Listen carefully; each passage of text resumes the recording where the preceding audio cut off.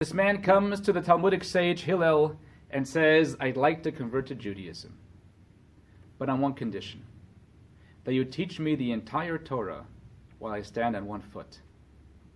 Well, it sounds outrageous, but Hillel says, okay. And he tells them these words, I'll translate them from Aramaic into English. Madesane lach, what is hateful to you, lechavercha lesalve, don't do to your fellow. That's the entire Torah. And the rest is commentary. Go learn.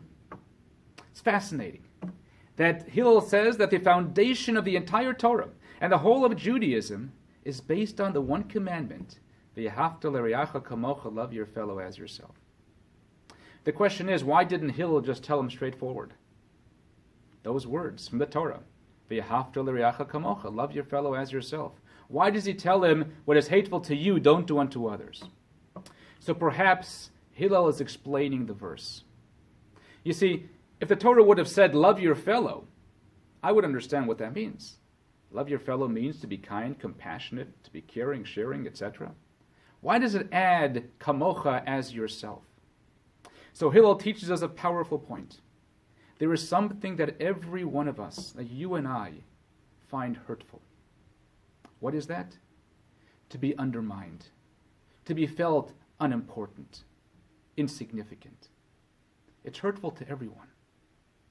There's a beautiful story told back in the old shtetl in a small town in Europe of a boot remover. They had in the public bathhouses, this is before they had private showers and baths in the private homes, they had a public bathhouse, and when you walked in, especially in the winter, there was a man standing there and he'd pull off your boots. So a fellow walks in and his boots were a bit too tight, and the boot remover couldn't remove them. He's having a hard time. So the guy tells him, perhaps if you turn my foot to the left and twist to the right, you may be able to get it out better. And the boot remover stands up and says, chutzpah, the audacity you have to tell me, the greatest boot remover in all of Europe, how to remove a boot. You see, even a boot remover has to feel significant and important, with a purpose, with a role, with a mission.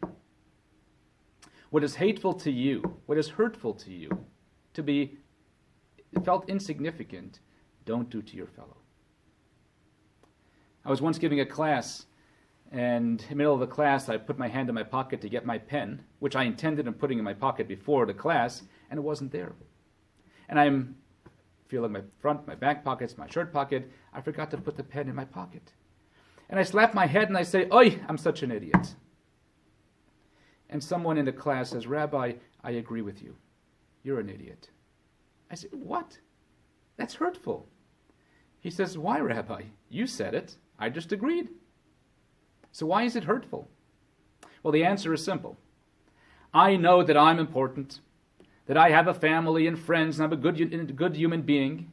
And within that framework, I can see my flaws, and I can address them.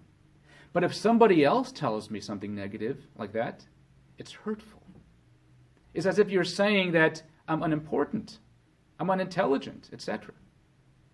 So what Hillel is telling us, love your fellow as yourself, means just like you overlook your flaws, or you know them, but you don't define yourself by your flaws, so too when you look at your fellow, don't define them by their flaws. Look at them as a beautiful human being, as a person created in the image of God, who may have some flaws. And when we have that attitude, we will be able to transform ourselves better. We will have a greater effect on other human beings. Have a great day.